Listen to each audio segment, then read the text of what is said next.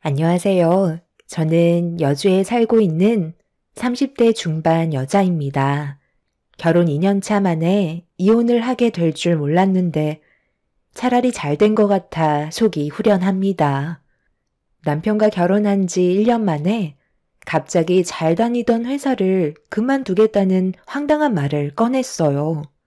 이유를 물어보니 바로 위 상사가 자기를 너무 힘들게 해서 그동안 스트레스를 받았다며 도저히 못 참겠다고 바로 퇴사했다는 한마디에 결혼을 한 지 얼마 되지 않았던 저는 남편에게 너무 큰 실망을 하고 말았네요.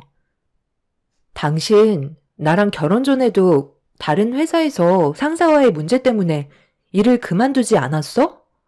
그런데 이번에도 그만두는 거야? 나랑 한마디 상의도 없이? 내가 회사에서 나오겠다는 건데, 당신이랑 상의를 해야 되는 거야? 그동안 지속적으로 상사 때문에 스트레스 받고 있었다는 말을 했었잖아. 그럼 어느 정도는 준비하고 있었어야지. 나는 최대한 당신한테 어필했다고 생각했는데, 다른 일자리 최대한 빨리 알아볼 테니까 걱정하지 마. 그런데 꼭 그런 표정을 보여야 돼? 당신 나한테 뭐라고 그랬어? 이번에 구한 일자리는 평생 다녀도 될 만큼 좋은 곳이라며.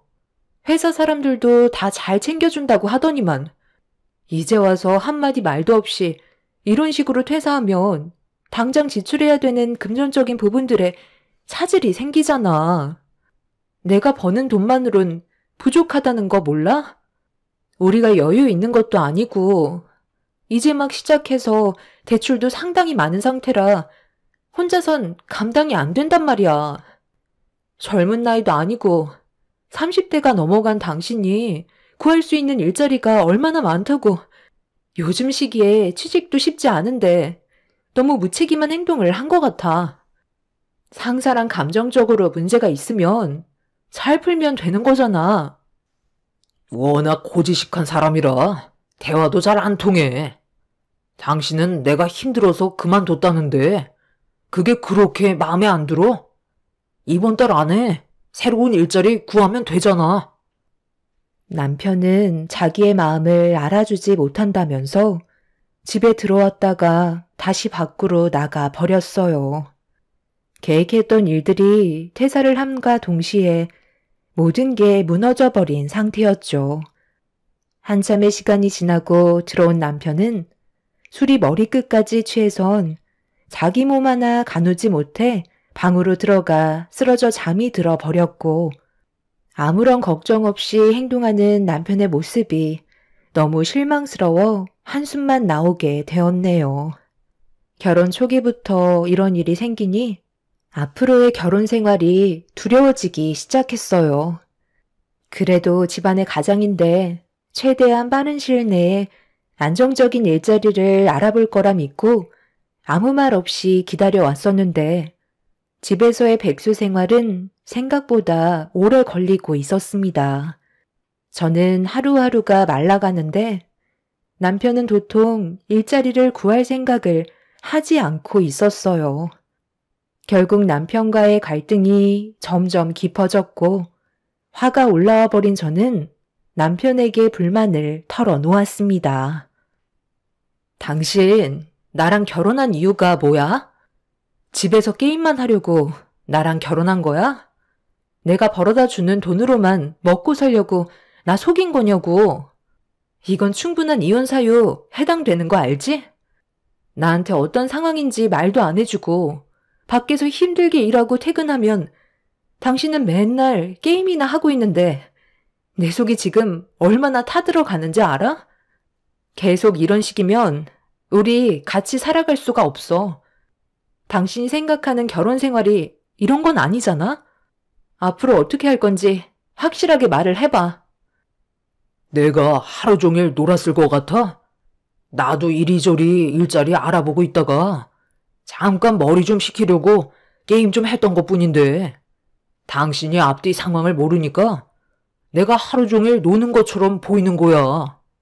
몇 군데 면접 자리 알아놨으니까 좋은 결과 있으면 알려줄게. 사람이 너무 조급하면 하던 일도 제대로 못하게 된다고. 침착하게 좀 기다려봐. 나도 적은 나이 아니라는 거 잘 알기 때문에 최대한 신중하게 결정하려는 거니까 숨 막히게 계속 뒤에서 긁어대면 금방 지친다고. 그럼 면접 자리 잡혀 있는 거 나한테 확인을 좀 시켜줘봐. 당신이 나한테 믿음을 주지 않으니까 내가 불안해서 그래. 어디 면접 보는 건데? 남편은 제 말이 끝나자마자 보여주었는데 3군데의 면접 일정을 잡아놓은 상태였어요. 그걸 본 저는 안심이 되었고 남편도 어느 정도는 생각이 있는 줄 알았습니다. 그런데 다음날 퇴근을 하고 들어왔는데 남편은 전날과 똑같은 모습을 하고 있었습니다. 그날 전화 한 통 없어서 걱정을 하고 있었는데 아무것도 하지 않고 그냥 TV만 보고 있길래 면접은 어떻게 됐냐고 물어보니 아무 말도 하지 않더라고요. 면접 보러 가는 날 아니냐고 다시 되묻자 남편은 3군데 다 마음에 들지 않았다면서 한껏 기대에 부풀었던 저를 힘 빠지게 만들었네요. 그날 잘 먹지 않았던 술까지 먹게 되었고 남편은 제 눈치를 살피기 시작했어요. 최대한 빠른 시일 내에 다시 알아보겠다며 신중할 필요가 있어서 그런 거라는 말을 했지만 남편에 대한 믿음은 날이 가면 갈수록 바닥으로 떨어지고 있었습니다. 그렇게 또 다시 하루 이틀이 지나고 어느새 한 달이 훌쩍 넘어가 버렸네요. 그런데 시댁에 모임이 있어 주말에 잠깐 다녀와야 했는데 남편이 갑자기 제 손을 잡았어요. 뭐 하는 거야? 나 지금 당신 손 잡을 기분 아니니까 이거 놓고 얘기해. 뭘 바라는지 모르겠지만 이런다고 내 마음 전혀 풀리지 않아. 갑자기 왜 그러는 건데? 일단 들어가기 전에 당신이랑 먼저 해결해야 될 문제가 있어. 나 지금 퇴사한 지 꽤 됐잖아. 그런데 아직까지 이 사실을 우리 부모님께선 알지 못하셔. 내가 퇴사했다는 말이 부모님 귀에 들어가면 오래간만에 얼굴 보는데 기분이 안 좋으실 거 아니야. 그러니까 당신이 입단속만 잘해줬으면 좋겠는데. 그렇게 해줄 수 있지? 내 기분이 안 좋은 건 생각도 안 하고 아버님, 어머님 걱정하시는 건 마음에 걸리나 봐. 그럼 약속 하나만 해줘. 당신 퇴사한 거 말하지 않을 테니까 최대한 빨리 일자리 알아보고 안정적인 삶을 다시 되찾았으면 좋겠어. 그렇게만 해준다면 당신이 원하는 대로 퇴사했다는 거 말하지 않겠다고 약속할게. 남편은 저에게 최대한 빠른 시일 내에 취업을 하겠다는 약속을 했고 그렇게 확답을 받은 뒤에 시댁 현관문을 열며 들어갔네요. 이미 상당히 많은 식구들이 한자리에 모여서 즐겁게 대화를 주고받고 있었어요. 저희 부부를 보자마자 시댁 식구들이 반겨주시길래 표정 관리하면서 아무 일도 없었다는 듯 행동을 했네요. 그렇게 모두가 즐거운 식사 자리를 끝낸 뒤 함께 모여 그동안 제대로 나누지 못했던 대화를 주고받고 있었는데 큰형님이 저희 부부는 어떻게 살고 있냐는 질문을 했어요. 둘이 결혼한 지 벌써 1년이나 지났는데 요즘도 연애했을 때랑 똑같아? 보통 결혼하면 환상이 깨져버린다고 하잖아. 우리는 서로 못 잡아먹어서 난리지만 동서랑 서방님은 한창 깨가 쏟아질 때잖아. 앞으로 어떻게 살아갈지 계획은 잘하고 있고 신혼부부이긴 하지만 나이가 있다 보니 아이 계획도 생각하고 있을 텐데 내 생각엔 아이는 하루라도 빨리 가지는 게 좋거든. 나이가 들어갈수록 아이를 가지는 것도 힘들지만 키우는 것도 많은 어려움들이 생길 거야. 저희도 다 생각하고 있어요. 아이도 계획하려고 준비 중이고요. 요즘 너무 할 일이 많다 보니 정신이 없어서 잠깐 숨 좀 돌릴 수 있을 때 아이를 가지려고요. 그래, 너희들이 알아서 하겠지만 나도 하루빨리 손주를 보고 싶은 마음은 어쩔 수 없는 것 같다. 웬만하면 서둘러 주는 게 좋지 않겠어? 세아가는 왜 말이 없니? 아, 네, 저희도 고민 중이에요. 안정적인 생활이 유지가 돼야 아이를 키울 때 불안하지가 않죠. 지금 상황에선 힘들 것 같고 좀 더 시간이 지난 뒤에 생각해 보려고요. 아니, 생각할 게 뭐 있니? 너희 둘이 일을 하고 있는데 부족할 게 뭐가 있어? 대출이야 살면서 차차 갚아나가면 되는 거잖아. 하루 이틀 미루다 보면 금방 마흔이다. 동서가 여자로서 걱정되는 것들이 뭔지 충분히 이해는 하는데 어머님 말 들어서 나쁠 거 없어.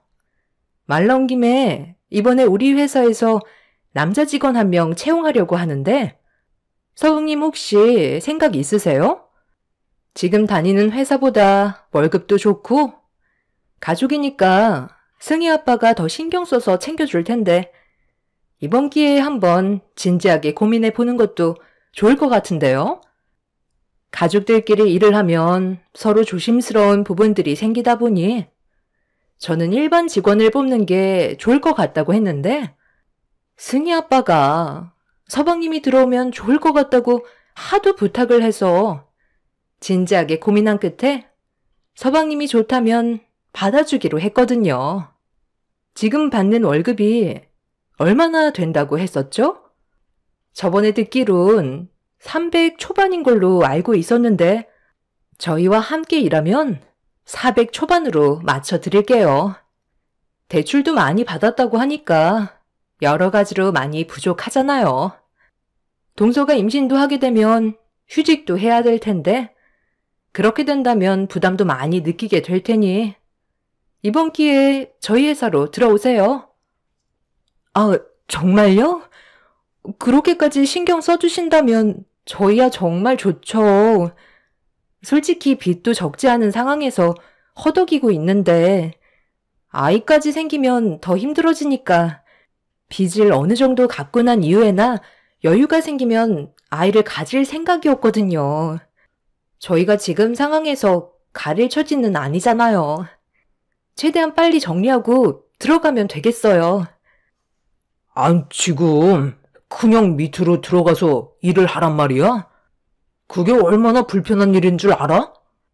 원래 남보다 가족이 더 불편하고 힘든 거야. 지금 당장 결정은 힘들 것 같은데? 형수님이 저희 걱정해 주시는 건 고마운데요. 그동안 사람 써보셔서 알잖아요. 서로 불편한 일 만드는 계기가 될 수도 있는 거라고요. 저는 좀 더 생각을 해볼게요. 남편의 말을 듣는 순간 화가 머리끝까지 올라가서 남편과 잠깐 대화 좀 하겠다며 뒷마당으로 끌고 갔어요. 제가 왜 화를 내고 있는지 전혀 알지 못하더라고요. 그래서 퇴사한 마당에 가릴 게 뭐가 있냐며 좋은 기회니까 형님 회사에 들어가 일하는 게 좋겠다고 했는데 남편은 제 말을 듣고 싶지 않았는지 고개를 돌려 버렸습니다. 당신 지금 제정신이야? 우리가 어떤 상황인지 뻔히 알면서 지금 그런 말이 나와? 고민할 게 뭐가 있어? 내일부터 당장 형님 회사로 들어가도록 해. 싫다니까. 그렇게 되면 얼마나 눈치가 보이는 줄 알아? 아무리 지금 상황에 돈이 궁하다 해도 이건 진짜 아니야. 나 스트레스 받는 거 보고 싶어? 집안의 가장이라는 사람이 왜 이렇게 대책 없이 행동하려는 건데? 다른 회사에 입사해도 남 눈치 보는 건 똑같아. 달라지는 건 없다고. 그래도 가족 밑에서 일을 하는 게 훨씬 더 좋은 점이 많은 거라고. 당신이 열심히만 하면 더 많은 것들을 챙겨주신다는데 그깟 자존심이 그렇게 중요해? 나랑 미래에 태어날 아이 생각은 해야 할 거 아냐. 당신 원래 이런 사람이었어? 이런 식으로 가정을 꾸리며 살고 싶은 거냐고. 나는 안정적인 삶을 살고 싶은 것 뿐이라고. 아, 그래, 알았어. 흥분하지 말고 좀 침착해. 이러다 우리 가족들 다 듣겠다. 내가 며칠만 생각해보고 다시 얘기해 주도록 할게. 그러니까 이제 그만해. 저는 남편을 도저히 이해할 수가 없었어요. 일을 그만둔 지 한 달이 넘어가고 2달째인데 변화되는 건 하나 없이 집에서 게임만 하면서 숟가락으로 밥을 퍼서 먹여주겠다는 걸 거절한 남편이 너무 실망스러웠습니다. 남편은 시댁 식구들이 자기가 퇴사한 걸 듣게 될까봐 눈치를 보며 저를 진정시켰고 며칠 이내로 답을 주겠다면서 급하게 시댁으로 들어가 버렸네요. 화가 머리끝까지 올라온 상태라 흥분을 가라앉히지 못한 저는 한참 동안 밖에 있다가 다시 시댁으로 들어가게 되었고 남편은 저와 대화한 게 아무렇지도 않은 듯 시댁 식구들과 웃고 떠들고 있었어요.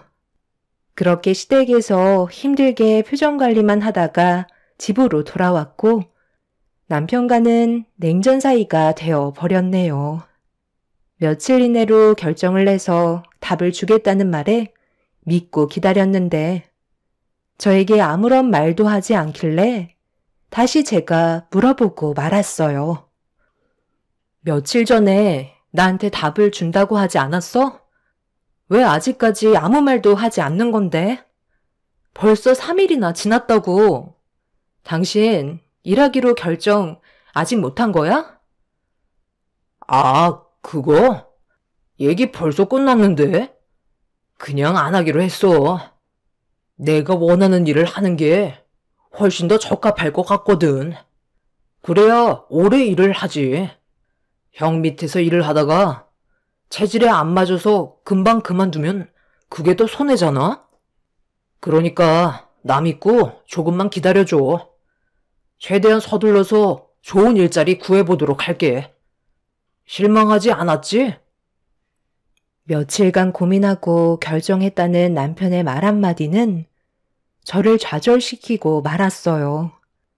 그리고 그때 드는 생각이 이 사람과의 미래는 힘들 것 같다는 판단을 하게 되었고 어느 정도 마음의 정리가 되어가기 시작했어요. 함께 힘을 모아 앞으로의 인생을 열심히 살아가겠다는 의지를 보여주지 않는 사람과는 행복을 찾을 수 없을 것 같아 남편에게 마지막이라는 말과 함께 우리의 관계가 위태롭다고 하자 남편은 걱정하지 말라면서 제가 가지고 있는 걱정거리들을 전부 없애준다고 큰 소리를 쳤습니다.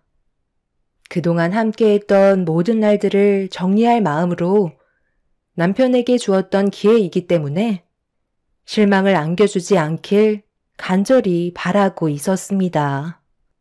그날 이후 저에게 열심히 면접을 보러 다니고 있는 모습들을 꾸준하게 보여주었고 무엇을 하고 있는지 궁금해서 전화를 해보면 곧 면접을 보러 들어간다며 남편은 제 마음을 알아주기라도 한 듯 달라진 모습을 보여주기 시작했어요.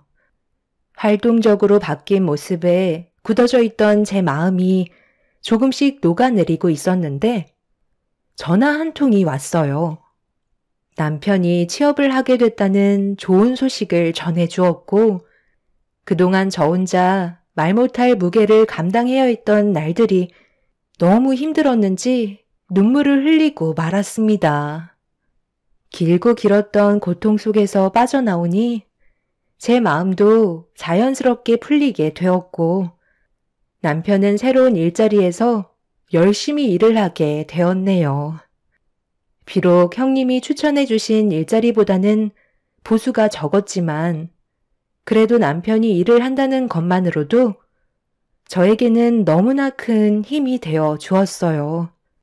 그렇게 몇 달의 시간 동안 묵묵히 회사를 잘 다니던 남편과 다시 좋은 관계를 유지하며 지내오던 어느 날, 오래간만에 여유를 가지고 외식을 하고 있는데 몸에서 이상함을 감지하게 되었고 갑자기 찾아온 울렁거림에 당황해 외식이 끝난 뒤 집으로 돌아갈 때 혹시 몰라 임신 테스트기를 사서 집에 도착하자마자 화장실에 들어가 확인을 하게 되었죠.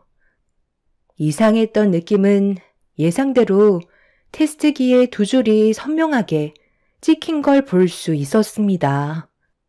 화장실에서 나오자마자 남편에게 임신했다고 말을 하는 순간 기뻐 날뛴 남편은 앞으로 집안의 가장으로서 뱃속에 있는 아이의 아빠로서 가정을 지키기 위해 노력을 하겠다며 저를 안아 들었습니다.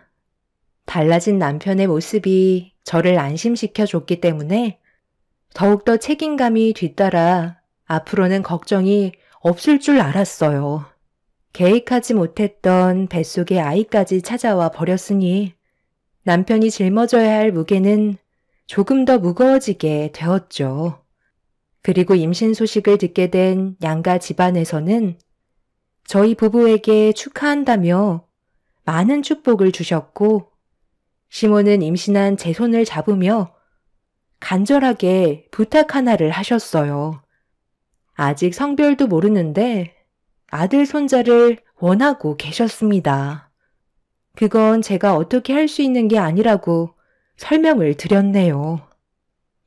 아들 손자 하나만 낳아주면 네가 해달라는 거 다 해줄 테니까 최대한 할 수 있는 방법은 다 동원해봐라.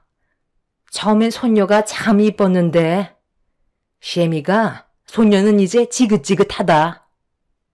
나는 아들만 셋을 낳았는데 어떻게 된 게 며느리들은 하나같이 딸만 줄줄이 낳을 수가 있는 거야? 네가 내 마지막 희망이니까 아들 손자 한 번만 안겨줬으면 좋겠다. 그건 제가 노력해서 될 문제가 아니지만 최대한 노력은 해볼게요. 하지만 제가 만약 딸을 낳게 된다 해도 이뻐해 주실 거죠? 차별은 하지 말아주세요. 시모는 제가 질문한 말에 대해서는 아무 말도 없이 입을 닫으셨어요.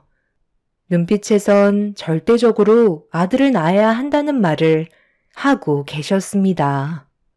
딸은 받아주지 않겠다는 시모의 마음이 저에게 전달이 되었죠. 임신을 했는데 여러 가지 복합적인 감정이 또 다른 걱정거리를 만들게 될 거라곤 예상하지 못했지만 50%의 확률이기 때문에 가족의 평화를 위해선 아들이었으면 좋겠다는 마음이 조금 더 크게 작용했던 것 같네요. 그렇게 시모의 사랑을 한 몸에 받으며 잘 지내오던 어느 날 몸이 점점 무거워지기 시작하면서 회사를 다니는 거에 어려움을 느끼기 시작했어요. 하루 종일 앉아서 일을 해야 되는 상황이라 불편한 점들이 많아지고 있었죠. 아이와 저를 위해 당분간 휴직계를 내야 할 것 같아 제 고민을 남편에게 털어놓으려 하는데 퇴근하고 들어온 남편이 흥분을 가라앉히지 못한 채 화를 내고 있었어요. 그런 모습을 본 저는 당황해서 무슨 일 때문에 그러는 거냐고 물어보자 남편은 또다시 회사에서 나왔다는 충격적인 말을 꺼내었네요.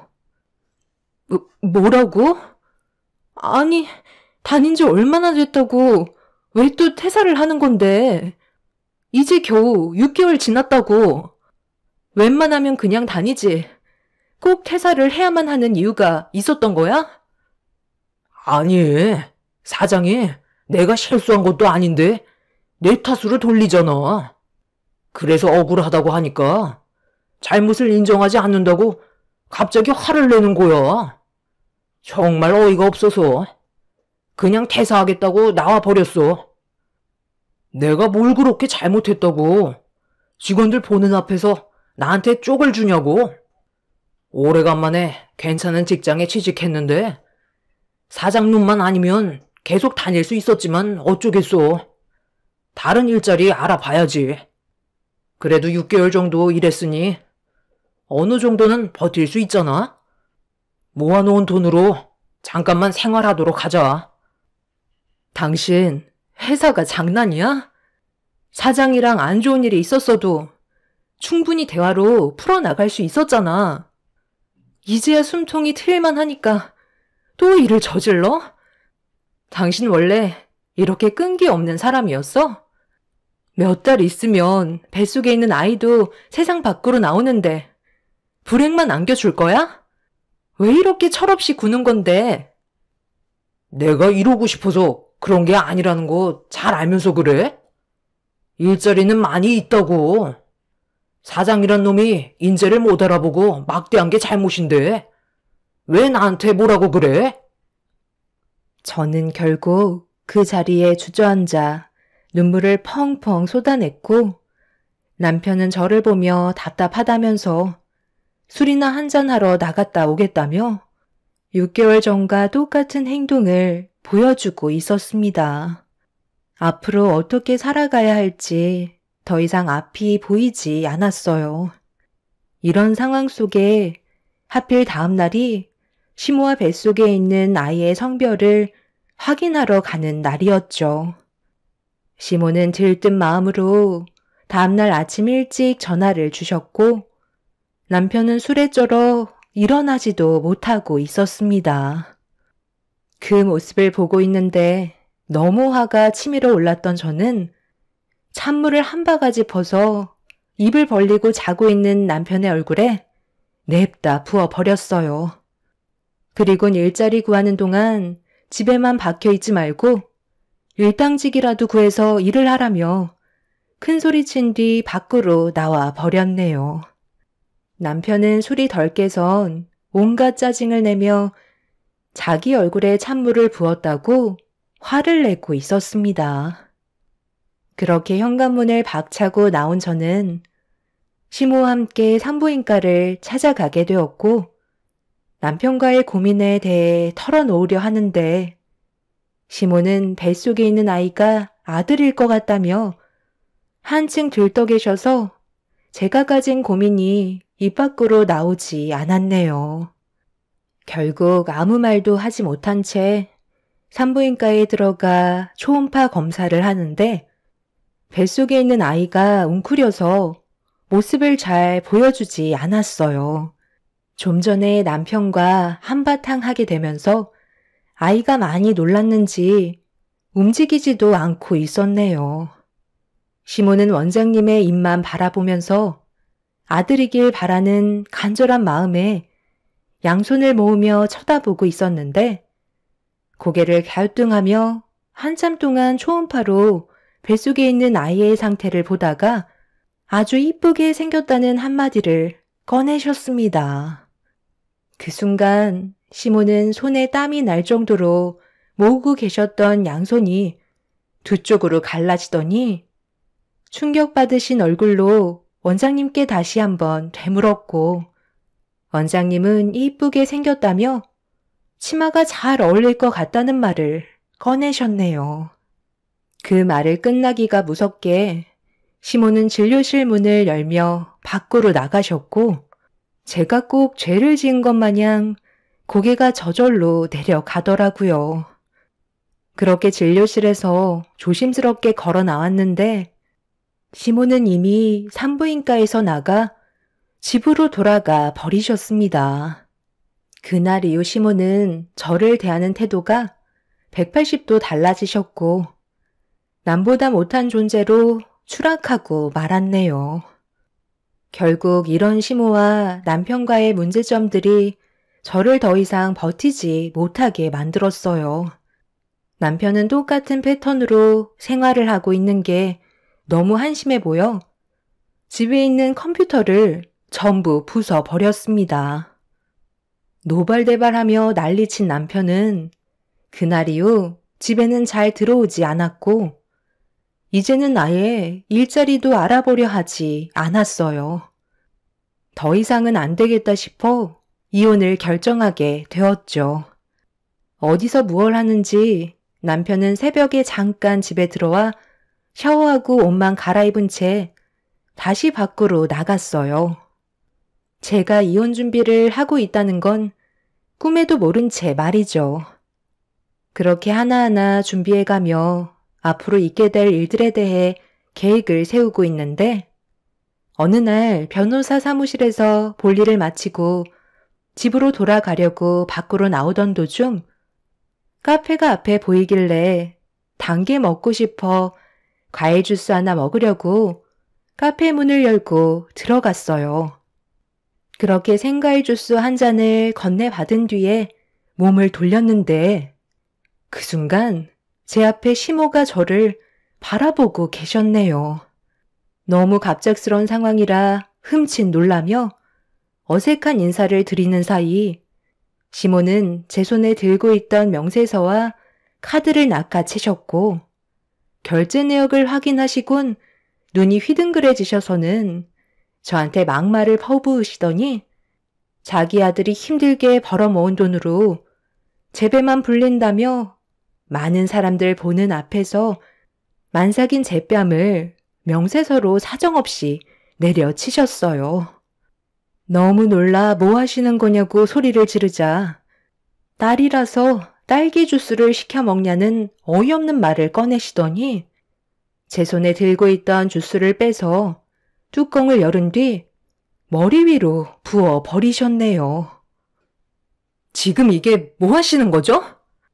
뱃속에 있는 아이가 딸이라고 한순간에 이렇게까지 변하실 줄은 정말 몰랐네요. 그리고 그 카드 그 사람 거 아니거든요? 각자 일하면서 모은 월급 중에 일부를 나눠서 생활비를 넣어둔 카드라고요. 그런데 그 안에 있는 생활비가 지금은 제가 벌어모은 돈으로만 꽉 차 있다고요. 어머님이 그렇게 아끼시는 아들이 지금 뭐라고 다니는 줄 아세요? 저랑은 한마디 말도 없이 퇴사해서 그동안 벌은 돈으로 흥청망청 쓰면서 집에는 들어오지도 않고 있다고요. 저번에 형님이 그이한테 같이 일하길 원했었죠? 그때도 퇴사한 상태였어요.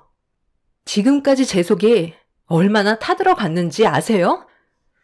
그런데 어머님은 뱃속에 있는 아이가 딸이라고 저를 이런 식으로 대하시면 제가 가만히 있을 것 같아요?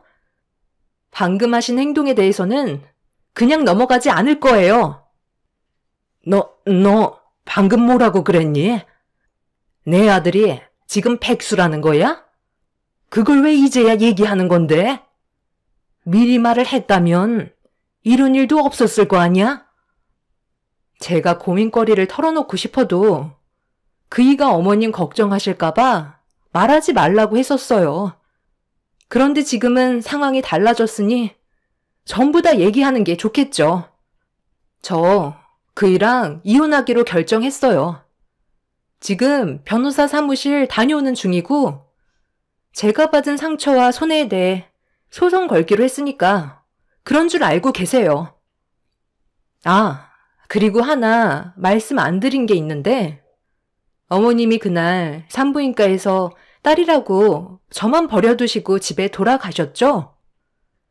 그때 원장님께서 곧바로 나오시더니 뭐라고 하셨는 줄 아세요? 뱃속에 있는 아이가 치마가 아닌 바지를 입어야 할 것 같다며 다시 정정해 주셨어요. 그래서 초음파 검사를 다시 해보니까 뱃속에 있는 아이가 아들이더라고요. 방금 어머님이 하신 행동은 저와 뱃속에 있는 아들한테 씻을 수 없는 상처를 주신 거고 어머님도 법적 처벌은 피해가지 못하실 것 같네요. 사장님, CCTV 좀 확보해 주세요. 여기 계신 분들이 전부 다 증인인 거 아시죠? 만삭인 임산부한테 어떻게 이런 행동을 하실 수 있으시죠?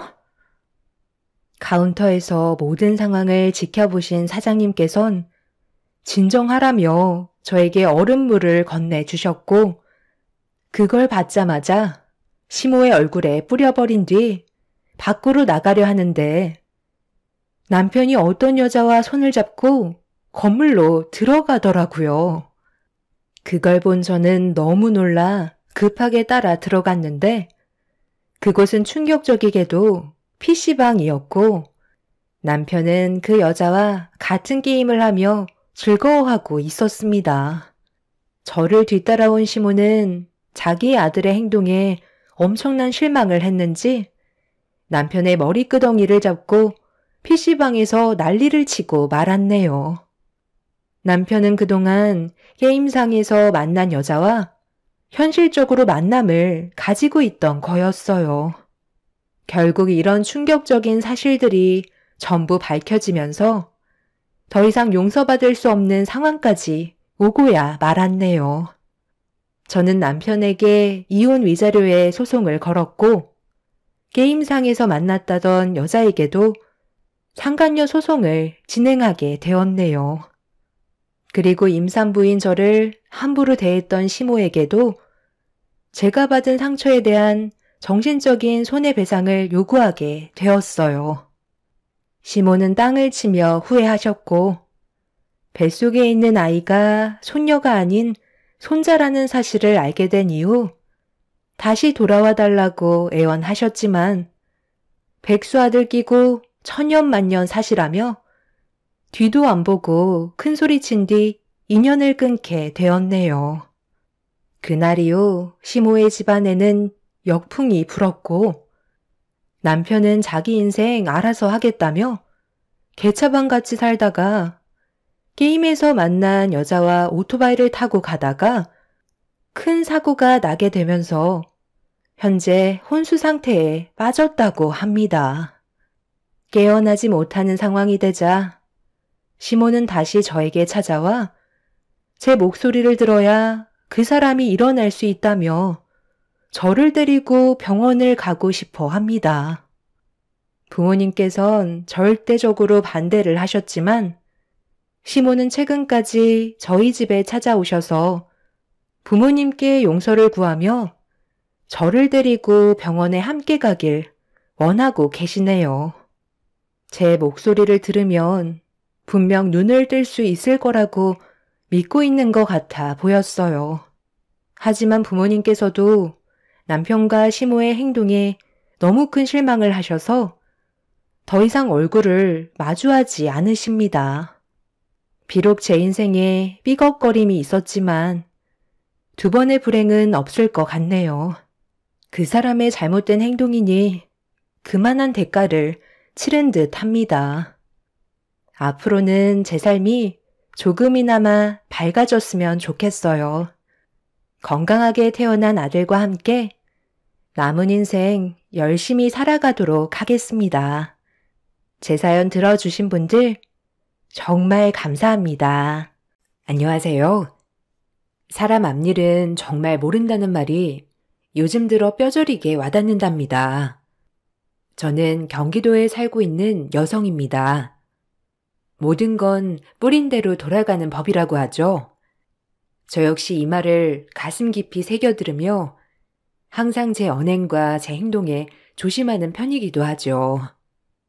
어렸을 때부터 가난하게 자란 저는 21살이 되어 지금의 남편을 만났습니다. 워낙 못 살기도 했었고 빨리 시집 가는 것도 가정의 형편을 고려하는 것이라 생각했기 때문에 동네 오빠인 남편과 결혼을 하게 되었어요. 남편은 그 시절 가부장적인 남자들과는 다르게 굉장히 다정하고 부모님을 공경할 줄 아는 그런 착한 남편이었어요. 그리고 무엇보다 저를 참 좋아해 주었죠. 전 그런 남편을 만난 게 다행이다 싶을 정도로 너무 행복했어요. 남편과 마찬가지로 다행히 시부모님 자리가 너무 좋아 제 인생은 결혼 전과 결혼 후 이렇게 180도 달라졌죠. 시부모님은 저에게 친부모님과도 같은 분이었어요. 예, 너 고등학교도 졸업 못했는데 내가 학교라도 보내줄까? 너도 공부에 아쉬움이 있을 텐데 애 없을 때 빨리 해야 한다. 아, 정말요? 어머님이 저 학교 보내주실 거예요? 저야 그렇다면 너무 감사한데. 이렇게 민폐를 끼쳐도 될까요? 그런 걱정은 말고, 이제 우리 집 며느리가 되었으니 하고 싶은 거는 다 하고 살게 해주마. 우리 가족인데 그럼. 감사해요. 저까지 신경 안 써주셔도 되는데. 그래도 학교 보내주시면 저 정말 열심히 공부할게요. 감사합니다. 시부모님은 고등학교도 제대로 마치지 못한 저에게 학교까지 보내주시며 저를 딸처럼 여기셨습니다. 전 그런 시부모님 덕분에 시집을 가서 공부를 시작했어요. 워낙 배움에 목이 마르기도 했었고 시부모님도 저에게 후회로 남지 않겠냐며 공부를 권해주셨죠. 전 그렇게 고등학교도 졸업하게 되었고 대학 공부도 마칠 수 있었어요. 제 은인이죠. 제 나이 또래에 대학을 나왔다는 건 흔히 있는 일은 아니었거든요. 시부모님은 워낙 동네에서도 성품이 좋으셨고 잘 사는 집이기도 했으니 마음의 여유도 많으신 분들이었죠. 그런 시부모님의 성품을 쏙 빼다 박은 것이 지금의 제 남편이고요. 남편에겐 형제가 형 하나 있었어요. 물론 형도 결혼을 하였었고 저에겐 형님도 계셨죠. 태생부터 부유하게 자란 형님과 다르게 저는 워낙 못 살았기 때문에 형님은 그런 저를 별로 좋아하진 않으셨던 것 같아요. 처음부터 말이죠. 저와 남편과는 다르게 형님과 아주버님은 선을 봐서 결혼을 했다고 했어요. 그래서 그런지 두 분은 서로 말씀이 별로 없었어요. 부부가 맞나 싶을 정도로 말이에요. 동선에 줄줄이 딸린 동생들만 해도 몇 명이야? 아니 못 사는 집안에서는 꼭 애를 그렇게 낳더라. 아우 구질구질. 뭐라고요? 아무리 못 살아도 그렇죠. 그래도 우애도 좋고 단 한 번도 남한테 피해준 적도 없어요. 구질구질하다뇨. 동서야 뭐 이 집에 시집 왔으니까 두 발 뻗고 자겠지만 아무래도 동생들은 힘들지 않겠어? 동서도 참 대단하다. 무슨 뜻이에요? 형님, 항상 말에 늘 뼈가 있는 것 같아요. 어쨌든 좋은 뜻은 아니겠죠. 전 형님이랑 좋은 동서관계로 지내고 싶은데 잘 지내봐요. 이제 우리 가족인데 종종 얼굴도 봐야 하는데 잘 지내면 서로 좋잖아요. 그러니까 저 좀 잘 봐주세요. 뭐? 아, 가족? 격이 맞아야 가족이지. 어머님 아버님 때문에 억지로 보는 사이인 거 몰라? 난 동서랑 엮이고 싶은 생각 추워도 없으니까 어디 가서 나한테 친한 척 하지 마. 알겠어? 어머님도 참 보는 눈도 없지. 어떻게 저런 애를? 아휴. 입혀줘, 학교 보내줘, 먹여줘. 아주 이건 거지 동냥하는 것도 아니고. 그게 다 돈이 얼마야. 도련님도 보는 눈도 없지 참. 어미 지금 말 뭐라고 했냐? 거지 동냥? 너네가 알던 그네 맞냐? 어쩜 그리 아픈 말만 싹싹 골라서 손아래 동서에게 면박을 줘? 아, 어머니 오셨어요? 아, 그게 아니라 동서가 너무 말대답을 하길래 저도 모르게 나와버렸지 뭐예요. 죄송해요. 사람 위에 사람 없고 사람 아래 사람 없다. 다 평등한 거야. 말 조심하렴. 네가 윗사람이니 마음 좀 넓게 쓰고 어? 다행히 뒤에서 듣고 계신 시어머니가 형님을 혼쭐 내주어서 형님은 죄송하다고 하였어요. 저한테 하는 사과는 아니었지만요. 태생부터 저와 아예 다르다고 생각한 것인지 형님은 늘 저를 좋게 보진 않았고 저와 제 남편이 잘 지내는 꼴마저 보기 싫어하는 것 같았어요. 그런 저를 못마땅하게 생각했고요. 그래서 그런지 어머님에게 종종 혼돈하곤 했어요. 어머님은 늘 저에게 엄마 같은 존재였습니다. 형님에게 저를 지켜주는 울타리 같다고나 할까요?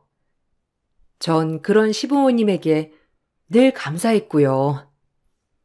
새아기랑 큰애, 내 방에 좀 들어오거라. 이거 내가 시집 올 때 시어머니한테 받았던 건데 너희 하나씩 물려주마. 며느리들 다 들어오면 하나씩 주려고 했는데 이제서야 이렇게 줄 수 있게 돼서 얼마나 기쁜지. 자, 여기 하나씩 바꿔라. 와, 너무 예뻐요, 어머님. 그래도 귀한 물건인데 이렇게 주셔도 되는 거예요? 감사합니다. 저도 며느리 생기면 꼭 물려주고 싶어요. 아유, 그렇게 예뻐? 큰애는 어떠니? 이게 생긴 건 이래도 아주 귀한 물건이야. 내 시어머니가 돌아가시기 전에 주신 거거든. 아, 근데 어머님, 저랑 동서랑 똑같네요. 아무리 그래도 손윗사람과 손아랫사람이 엄연히 구분되어 있는 건데 이런 식으로 늘 똑같이 대우해 주시면 동서가 절 어떻게 보겠어요? 가뜩이나 요즘에도 말대답을 얼마나 하는데. 아니 큰애야, 작고 큰 게 뭐가 중요하니? 넌 이 물건이 어떤 뜻인 줄 모르겠냐? 가치를 매길 수 없는 물건이야. 참 실망스럽구나. 뭐든지 동서보다 네가 더 좋은 거, 큰 거 갖고 싶어? 마음을 곱게 써야 한다. 그래야 애도 생기는 법이지. 아, 어머니. 어머님이 이렇게 동서 앞에서 저를 면박 주시니까 제가 뭐가 돼요? 좀 말 좀 가려해 주실래요? 형님, 어머니 말씀하시는데 그게 무슨 말씀이세요? 어머님은 저희 생각해서 이렇게 주신 건데 얼른 받으세요. 넌 가만히 못 있어? 네가 뭘 한다고 그래? 네가 이 집에 들어온 뒤로 어머님도 아버님도 다 변했어, 알아? 저까짓 게 뭐라고? 형님은 저렇게 막말을 한 채 방을 나가버렸죠. 시어머니는 혀를 끌끌 차며 저보고 미안하다고 했어요. 본인 앞에서도 저러는데 제 앞에서는 오죽하겠냐고요. 뭐 워낙 아나무인 형님이라 그냥 그러려니 했어요. 제가 바꿀 수는 없는 부분이니까요. 에휴, 미안하다. 그네가 워낙 곱게 자라고 귀하게 자라다 보니 자기 위에는 누가 없더구나. 너한테 어떻게 할지 참. 아니에요. 그래도 어머님 아버님이 계셔서 얼마나 다행인지 몰라요. 그러니까 건강하게 옆에만 계셔주세요. 넌 참말도 예쁘게 하는구나. 그나마 내 옆에 네가 있어서 내가 얼마나 다행인지 몰라. 너한테만 하는 말이지만 큰애가 정이 없잖냐. 그래도 옆에서 이렇게 딸처럼 구는 네가 있어서 얼마나 좋은지. 그러니까 너도 편하게 지내라. 형님과 관계가 어그러질 때마다 오히려 전 어머님과 더 돈독해질 수 있었어요. 어려서 가난하게 자란 어머님은 제 마음을 충분히 헤아려 주셨기 때문이에요. 그래서 전 어머님과 아버님께 더 잘할 수밖에 없었죠. 시간이 흘러 형님은 임신을 하게 되었고 집에는 첫 장손이 태어나게 되었어요. 집에 첫 아이의 울음소리가 들리자 조금 더 왁자지껄해졌습니다. 시부모님이 얼마나 좋아하시던지. 큰애야, 고생 많았어. 우리 집에 장손이 태어났구나. 아주 장군감이야. 아주 똘똘하게 생긴 게 장차 큰 인물이 되겠어. 감사해요, 어머니. 우리 아들이 이 집을 이끌어가야 하는데 그럼 당연히 큰 인물이 되어야죠. 이게 보통 재산인가요? 그래. 어쨌든 애 낳느라 너무 고생 많았어. 며칠 푹 쉬면서 몸조리 하거라. 힘들면 언제든 얘기하고. 시어머님은 좋아하셨지만 뻔히 재산을 바라는 큰형님을 달가워하진 않으셨어요. 저도 그런 형님이 참 욕심이 많게 느껴졌고요. 어련히 알아서 물려주실 텐데 벌써부터 재산을 탐내는 형님이 어찌나 속물처럼 보였는지 그런 부모님 밑에서 자란 조카는 아나무인 자기밖에 모르는 아이로 자랐죠. 정말 아이가 이렇게 싹퉁머리가 없을 줄은 저도 처음 알았어요. 얼마나 당황스럽던지 어려서 예의범절을 중요하게 여겼던 저로서는 조카의 행동들이 이해가 가지 않을 때도 많았지만 형님은 그저 아이를 싸고 놀 뿐이었어요. 아, 작은 엄마, 케이크 만들어 달라고요. 오늘 이따가 친구들 와서 먹을 건데 엄마는 오늘 바쁘대요.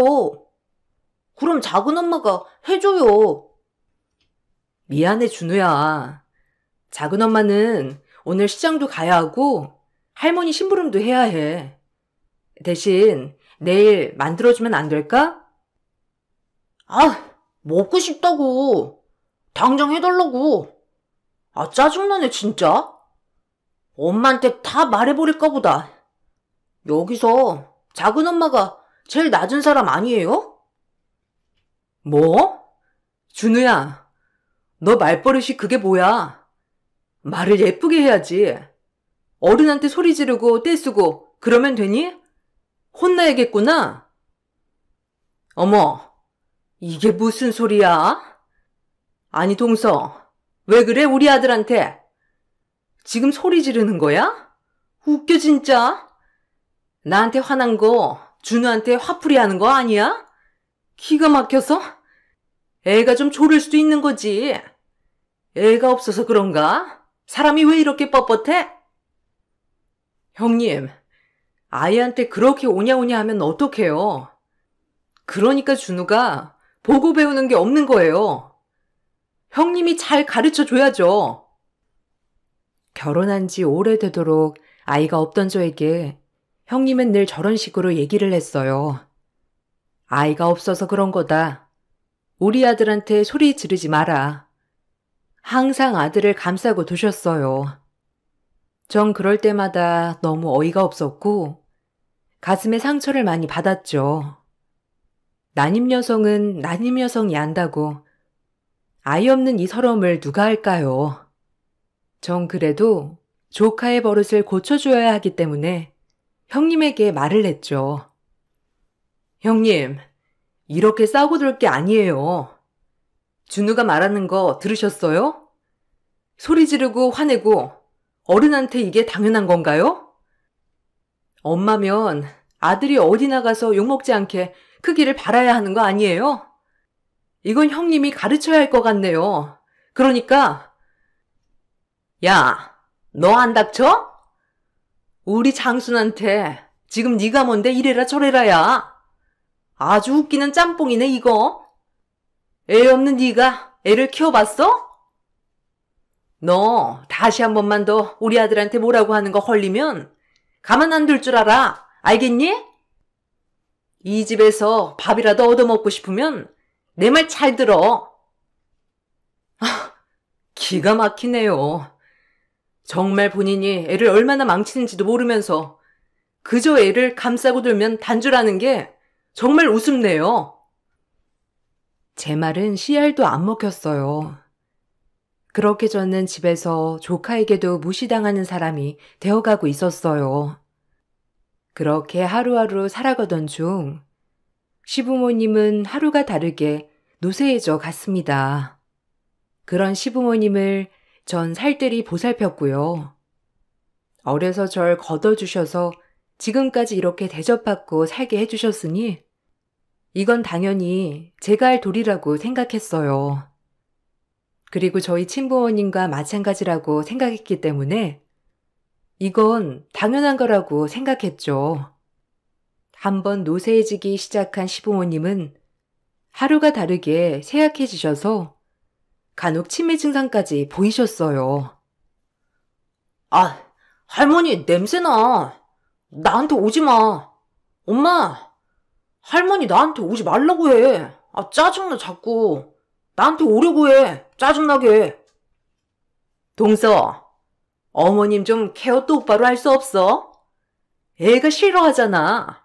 아휴, 어쩜 마음에 안 드는 짓만 하는지. 어머님, 아버님 케어는 동서 전문 아니야? 그러니까 우리한테 피해 좀 안 끼치게 해줘. 같이 산다고 이렇게 피해 주는 건 아니지. 알겠어? 아유, 짜증나. 형님, 주 누나 케어하세요. 말버릇이 어쩜 저리 못됐는지. 정말 너무하네요. 어머님이 그동안 준우랑 형님한테 어떻게 했는데? 형님은 어머님, 아버님이 아프시자마자 바로 등한시했어요. 그리고 장조카 또한 마찬가지였고요. 불쌍한 아버님, 어머님은 저에게 수발을 받으며 뒷방 노인으로 하락했죠. 워낙 재산이 많으시던 분이었는데 아프니까 다 소용이 없더라고요. 평소엔 그렇게 호시탐탐 재산을 노리던 형님도 아픈 시부모님을 상대하기 싫었는지 그저 상속받을 재산 관리만 하곤 신경도 안 썼죠. 전 그런 시부모님을 살뜰히 케어했습니다. 아침 저녁으로 식사에 신경 썼고 병원도 다 모시고 다녔죠. 남편은 그런 저에게 고마워하기도 했고요. 하지만 시부모님에게 이렇게 하는 것은 당연한 것이라고 생각했어요. 다시 그때로 돌아가도 마찬가지로요. 여보, 고마워. 자기 부모님처럼 우리 엄마 아버지가 며느리 하나는 진짜 잘 뒀다. 나도 장가 하나는 진짜 잘 갖고. 항상 고맙고 미안해. 아니야, 내가 더 잘해야지.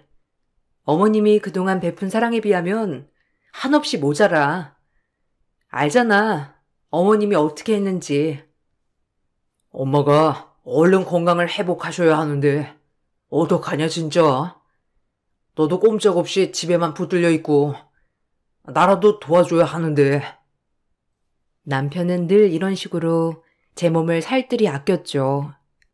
아이는 없었지만 부부 사이는 더할 나위 없이 좋았고 몸이 아프신 시부모님이지만 제가 건강했기 때문에 부모님 케어는 문제되지 않았어요. 하지만 행복은 오래가지 않았어요. 그렇게 병간호가 계속되었고 사람이 이렇게 불행하나 싶을 정도로 일이 터졌죠. 바로 일하다가 남편이 사고를 당해서 심하게 다치고 말았어요. 정태우 씨 보호자 되시죠? 지금 여기 아산병원인데요. 빨리 와주셔야겠어요. 응급수술 들어가야 해서요. 네? 금방 갈게요. 정태우 맞나요? 아니, 몸이 어떻게 됐길래 바로 수술에 들어가요. 네? 상태라도. 남편은 건설 일을 하였는데 건설 일을 하다 높은 곳에서 떨어져 뇌출혈로 응급수술을 들어간다고 했어요. 전 부랴부랴 병원으로 달려갔고 그렇게 남편은 긴급수술을 들어갔습니다. 몇 시간이 흐르고 남편은 의식을 잃은 채 중환자실로 옮겨졌죠. 그렇게 전 시부모님과 남편을 돌봐야 하는 상황이 되었어요. 마음은 속상하고 희망은 안 보였지만 그래도 남편이 살아있다는 것만으로도 용기를 내려고 했죠. 하지만 삶을 포기하고 싶을 정도로 아득한 나날이었어요.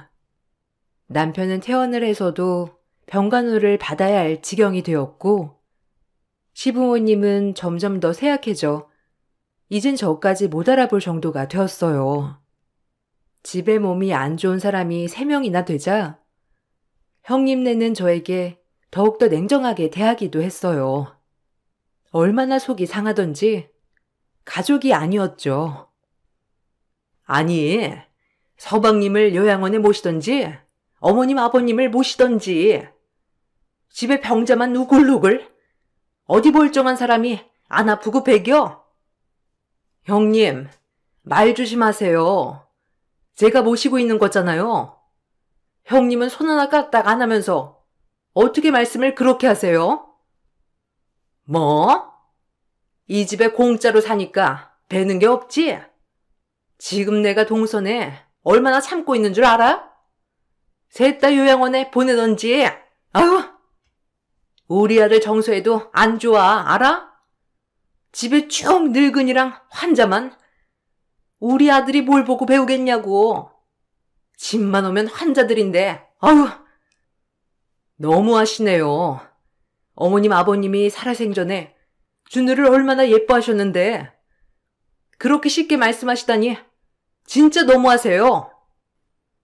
형님은 제 이야긴 들은 척도 안 했어요. 그렇게 형님은 시부모님과 제 남편 꼴을 보기 싫어했어요. 정말 속상했죠. 하지만 그도 얼마 안 가 시부모님은 한날 한시에 눈을 감았어요. 두 분 다 제가 임종을 하였고 그렇게 장례는 시작되었죠. 한평생 저에게 잘해주시기만 했던 시부모님이 돌아가시니 정말 세상이 무너질 것처럼 눈물이 나더군요.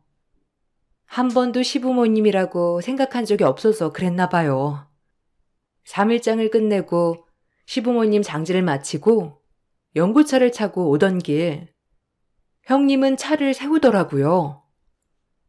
동서랑 서방님은 어서 내려. 이제 우리 볼 일 없잖아? 어머님 아버님도 돌아가신 마당에 우리 집에서 같이 살겠다는 건 아니지? 이제 알아서들 살아. 얼른 나가란 말이야. 난 이제 그 꼴 못 보겠으니 어서 나가. 아유, 구질구질. 드디어 해방이다. 형님은 저와 남편을 두 손으로 힘껏 밀며 저희를 차에서 몰아냈죠. 저희는 그렇게 길에서 버려졌습니다. 얼마나 어이가 없던지. 아니, 눈물부터 나왔죠. 몸이 불편한 남편도 당황하긴 마찬가지였고요. 형님은 그렇다 치지만 남편의 형인 아주버님마저 저희를 외면했어요. 전 그렇게 남편과 모텔 투숙을 전전하다 13만 원짜리 쪽방 한 칸을 마련했죠. 집에서 빈털터리로 쫓겨난 건 물론이고 시부모님의 재산 모두 형님과 아주버님이 가로챘기 때문에 수중에 돈 한 푼 없었거든요. 얼마나 막막하던지. 미안해. 내가 형 좀 만나볼까? 아니 형도 이럴 사람이 아닌데 진짜. 내가 너 볼 면목이 없어. 우리 연구차에서 쫓아낼 때 아주버님도 한패였어. 몰라서 그래? 우리 절대 안 만나줄 거야. 어차피 기대한 것도 없었지만 당신 산재 처리된 걸로 받은 보험금이랑 내가 벌면 되니까 너무 걱정 마. 이제 우리 힘으로 살아야지. 그동안 아버님 어머님 힘으로 살았긴 하잖아. 자기는 그냥 제 아래만 힘써. 병원 빠지지 말고. 나도 이제 일을 알아봐야 할 것 같아서. 전 그렇게 일을 알아봤어요. 남편과 이대로 살 순 없었기에 뭐라도 해야 했어요. 아주버님과 형님은 저희를 철저히 차단했고 외면했거든요. 전 악착같이 이악 물고 버텼어요. 그리고 어머님 아버님을 돌봤던 전적으로 요양보호사 자격증을 땄고 그렇게 요양병원에서 근무를 하게 되었습니다. 일은 고됐지만 어머님 아버님 같은 분들을 보살피며 얻는 기쁨도 컸죠. 하지만 문득문득 떠오르는 감정들이 스쳐 지나가서 괴롭기도 했어요. 괜히 저 때문에 남편까지 집안과 척을 진 게 아닌지에 대한 걱정도 있었고요. 그렇게 하루하루 살아가고 있었어요. 남편은 최선을 다해 재활을 하였고 저 역시 한 푼 두 푼 열심히 모았죠. 그렇게 희망을 품고 살아가던 어느 날 출근을 하려고 집에서 나섰는데 웬 검정 세단 하나가 저희 집 앞에 주차를 해놓더라고요. 그러더니 검은 양복을 입은 한 사람이 내려 저에게 놀라운 말을 하였습니다. 그로 인해 저의 인생은 정말 달라졌죠. 재수씨, 잘 지내셨어요? 죄송합니다. 근데 이건 진짜 아닌 것 같아서 찾아왔어요. 대우 있나요? 안에 들어가서 말씀 좀 나누시죠. 아니, 아주버님이 여기엔 어떻게? 저희 집은 어떻게 알고? 네, 들어오세요. 형님은 같이 안 오셨어요? 일단 들어오세요. 여보, 아주버님 오셨어. 일단 여기 앉으세요. 잘 지내셨어요? 오랜만이네요. 그래도 걱정이 되시긴 하셨나 봐요. 아, 형, 어쩐 일이야? 아니, 우리 집은 어떻게 알고? 형이 그렇게 가고 얼마나 어이가 없던지. 우리 집엔 웬일이야? 아주버님 입에서 나온 말들은 가히 놀라웠습니다. 전 아주버님의 입에서 나온 얘기를 듣고 눈물을 줄줄 흘릴 수밖에 없었죠. 사실 어머니가 돌아가시기 전에 재수 씨한테 남긴 게 있어요. 저한테 꼭 부탁한다고 남겨줬는데 그동안 제가 나쁜 생각을 하는 바람에 이걸 너무 늦게 해주네요. 애엄마도 이거 알고 난리가 났었고 모른 척 하려고도 했었고 근데 도저히 엄마 생각이 나서 안 되겠더라고요. 죄송해요. 그때 저도 아내 말에 그만 휩쓸려서 죄송해요. 제가 이러면 안 되는데 엄마 아빠한테 죄송해서. 아주버님이 하는 말은 아주 대박이었습니다. 시어머니가 돌아가시기 전 정신이 바로 드셨을 때 저에게 남겨두었던 수원 광교에 땅이 있었거든요. 이걸 꼭 저에게 전달해달라고 말씀을 하셨더라고요. 그리고 나머지 재산은 동생과 똑같이 분할하라고 했고요. 하지만 이걸 알게 된 형님은 그 꼴을 보지 못했고요. 전 그 사실을 알고 분노에 떨었죠. 어머님 유언마저 다 묵살하려고 했던 형님이 용서가 되지 않았어요. 전 그 길로 바로 형님네로 쫓아갔습니다. 가만두지 않겠다는 심보로 달려갔죠. 사람의 악의 끝이 어디인가. 전 그 집에 도착하자마자 문을 발로 뻥 차고 그 집으로 들어갔어요. 그리고 형님의 머리끄덩이를 사정없이 흔들어 댔습니다. 어머머, 미쳤어? 너 여기가 어디라고 들어와? 이게 정말? 내가 너랑 같은 급으로 보이니? 이 구질구질한 년이? 어디 팔을 들여? 너 이거 안 나? 어디 이게 무식하게 내 머리를? 이건 나! 아줌마, 이 사람 좀 떼나봐요. 네? 이 나쁜 거사, 네가 그러고도 사람이야? 어머님이 나한테 남겨주신 광교 땅 네가 꿀꺽하려고 했다면서? 아니 그것도 모자라 어머님 아버님이 평생 모은 재산 네 맘대로 다 꿀꺽하려고 하니? 이 천하의 나쁜 년? 인간이 그렇게 못되고 욕심 많은 건 알았지만 어떻게 유언까지 못 들은 척하면서 깡그리 무시할 수가 있어? 너 내가 가만 안 둬, 알겠어? 이걸 내가 몰랐으면 네가 광교 땅 꿀꺽하려고 했지? 어머니 네가 모셨니? 내가 모셨어, 알아? 이 나쁜 년? 넌 맞아도 싸. 더 맞아야 돼. 전 사정없이 형님의 머리를 잡아 흔들었고 그걸 지켜보는 도우미 아주버니는 슬그머니 자리를 피했어요. 아마도 도우미 아주머니는 무언에 저에게 응원을 보내는 것 같았죠. 형님은 놀란 눈을 하고 어떻게 알았냐며 따져 물었죠. 어이없게 말이에요. 광교 땅이라니? 누가 그래? 아니 이 미친 게? 뭐 잘못 먹었니? 어디서 허튼 소리 듣고 와서 나한테 이러는 거야? 아주버님이 와서 다 말씀해 주시더라.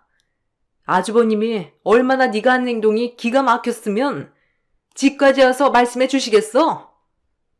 그래, 아주버님도 처음엔 네 말에 혹했겠지. 모든 재산이 다 자기 거가 된다는데. 근데 사람이 다 너 같진 않거든. 너처럼 끔찍하고 교활하진 않아. 넌 내가 이제 변호사를 대동해서라도 다 가져올 거야. 알겠어? 나쁜 년, 괘씸한 년. 형님은 아주버님이 저한테 언지를 줬다고 하자 배신을 당한 것처럼 몸을 부들부들 떨었어요. 그리고 저를 뒤따라오던 아주버님에게 물건을 던지며 오히려 뻔뻔하게 큰 소리를 내더라고요. 이 사람의 밑바닥은 어디까지인지 제가 눈을 의심했어요. 아주버님은 그 물건을 다 맞으면서도 형님을 진정시키려고 했지만 이미 돈 형님은 아주버님이 말릴 순 없었죠. 무서웠습니다. 당신이 말했어? 우리 준우한테 다 물려줄 건데 내가 젖갖고한테 이 집 재산을 왜 나눠줘야 해? 빈 몽뚱이로 들어와서 감히 이걸 꿀꺽 하려고 해? 난 절대 못 나눠줘. 우리 준우가 장손인데 다 준우 거여야지. 당신 미쳤어? 어쩜 이리 바보 같아? 그만해. 당신 그 욕심 정말 지친다. 어디까지가 당신의 욕심 끝이야? 그만 좀 해. 우리 엄마 아빠가 평생 일군 재산인데 내가 왜 내 동생이 저렇게 힘들게 사는 꼴을 봐야 하는데? 이혼해. 당신 같은 여자랑 못 살아. 준우도 그게 나을 거야. 당신 같은 엄마한테 잘하면 준우도 똑같아지겠지. 지금도 이기적인데 이혼해. 그리고 재수 씨한테 당장 사과해. 알겠어? 뭐? 이혼? 나 절대 못해. 이제야 이 재산이 내 손아귀에 들어왔는데 이혼은 무슨? 절대 안 돼. 알겠어? 미련한 놈. 아니 내가 이혼 소송 걸 거야. 당신이랑은 이제 하루도 못 살아. 알겠어? 끔찍해. 이제 그만하자. 어차피 사랑 없는 결혼. 형님은 끝까지 뻔뻔했죠. 아주버님의 이혼 요구에 저도 적잖이 당황했지만 그동안 아주버님이 얼마나 형님에게 질렸는지 알 수 있었어요. 전 기세를 몰아 형님을 더 몰아붙였습니다. 그리고 아주버님에게 어머님이 남겨주신 문서들을 받을 수 있었죠. 주지 마. 내 거라고. 저 빈티나는 거지년이 어딜 감히 우리 집 물건을 탐내? 얼른 안 나가? 야, 정신 차려. 작작하란 말이야. 너 지금 이혼당하게 생겼으니까 아주버님한테 싹싹 빌던지 붙잡던지 하나만 해. 아들 얼굴이라도 보려면. 알겠어? 지금 사태 파악 안 되니? 미련하고 모질하기도 하지. 지 욕심에 지 발등 찍었지. 아휴, 꼴 좋다. 뭐라고? 네가 감히 나를 비웃어? 니까짓 게? 너 내가 이대로 가만둘 줄 알아? 난 절대 이대로 못 물러나. 알겠어? 전 가수롭게 웃어줬고 그 길로 집에 가 남편을 다시 본가로 데리고 왔습니다. 그리고 하나하나 저희의 재산을 찾기 시작했어요. 아주버님도 순순히 저희를 도와주셨고요. 그리고 아주버님은 형님에게 이혼을 요구했어요. 절대 합의 이혼이 되지 않은 형님에게 결국 아주버님은 소송까지 걸어야 했어요. 악녀의 끝이었죠. 다행히 법원은 아주버님의 편이 되어주었고 형님은 양육권, 친권 모두 뺏겼죠.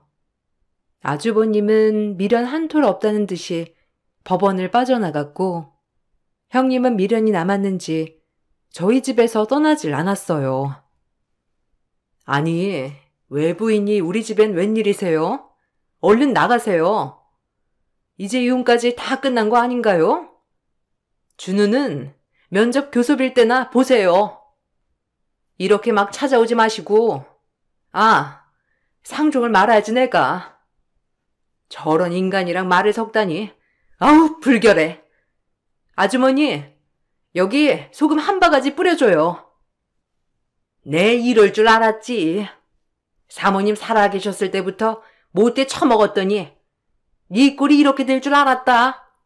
나쁜 것. 소금이나 받아라. 아, 아줌마까지 나한테 지금 이럴 수 있어? 내가 가만둘 줄 알아? 너네 연놈들 다 가만 안 둘 거야. 알겠어? 막내 사모님 내쫓았을 때 내가 너 사람이 아닌 거 알고는 있었어. 몸도 성취하는 도련님이랑 사모님을 아유 천하의 나쁜 것. 일하시는 아주머니는 얼른 소금을 가져다가 그 여자에게 소금을 뿌려댔습니다. 아주 꼴이 우스웠죠. 그리고 형님은 찍소리도 못한 채 나갔어요. 자꾸 찾아오면 아주버님이 접근금지 신청까지 한다고 협박을 했기 때문이에요. 그리고 정말 기적같이 남편은 일어났습니다. 재활치료를 꾸준히 한 덕분이었죠. 전 감동의 눈물을 흘렸고 너무 행복했어요. 내 남편이 이렇게 잘 걷다니. 그동안 너무 고생했어. 내가 지켜주지도 못하고 혼자 외로운 싸움 힘들었지? 형도 고마워. 모른 척 할 수 있었을 텐데. 형수랑 이혼까지 하면서 이렇게 우리 가정 지켜줘서 고마워. 내가 이제 더 잘할게. 우리 가족한테. 엄마 아빠한테 좋은 모습 보여드려야지. 네가 이렇게 일어나니까 좋다. 얼마나 마음이 안 좋던지. 그리고 그때는 내가 진짜 할 말이 없어. 미안하다. 잘못된 판단으로 너나 재수씨가 고생 많았지? 아니야. 그래도 형 덕분에 다 찾았잖아. 그때 형이 모른 척 했으면 아마 우리 인이가 더 힘들었을 거야. 정말 고마워. 아주버님, 정말 감사해요. 처음엔 힘들었지만 그래도 이렇게 바로잡아 주셔서 감사해요. 다 아주버님 덕분이에요. 아니요. 재수씨 덕분이죠. 우리 엄마 아빠 그렇게 살뜰히 모셔줬는데 당연히 재수씨가 받을 만한 겁니다. 죄송해요. 이제 저는 준우만 잘 키우도록 할 거예요. 지금도 저렇게 이기적인데 어떻게 바로 잡아줘야 할지 아득하지만 제가 아빠니까요. 아주버님은 굳은 심지를 보였고 그렇게 저희는 행복하게 모든 일을 마무리할 수 있었습니다. 얼마나 기쁘던지. 모든 걸 제자리로 찾아간 지금이 제일 행복해요. 시간이 많이 흘렀고 전 그렇게 되지 않던 임신도 되어 아이도 낳았어요. 그 아이가 벌써 고등학생이 됩니다. 아이를 워낙 늦게 낳아서 늦둥이 엄마지만 그래도 아이가 주는 기쁨이란 정말 세상 그 무엇과도 비교할 수 없더군요. 어머님이 살아계셨다면 참 좋아하셨을 텐데 시간이 참 많이도 흘렀죠. 어머님이 주신 광교 땅은 지금 저에겐 엄청난 부로 돌아오기도 했고요. 아직까지도 참 감사한 분이죠. 매번 잊기만 하다가 저도 글을 써봤는데 참 제 세월도 만만치 않았던 것 같아요. 형님이 낳은 장손 저희 조카도 오히려 아빠 밑에서 사니 지금은 언제 그랬냐는 듯 아주 예의 바른 청년으로 자랐어요. 혹시라도 지금 역경과 고난에 힘들어하신 분들 조금만 더 힘을 내세요. 꼭 지금의 힘듦이 다 보람으로 돌아올 테니까요. 저도 참 아득한 세월 어떻게 버텼나 싶기도 하면서 그래도 버티니까 이렇게 긍정이 되어 돌아오더라고요. 그래서 지금 현실이 힘들더라도 꼭 이겨내어 살아야겠다고 생각을 했습니다. 어려운 시기 언제나 힘내시길 바랄게요. 저는 언제 힘들었냐는 듯이 지금이 제일 행복하거든요. 지금까지 제 이야기를 들어주셔서 감사합니다. 좋은 하루 보내시길 바랄게요.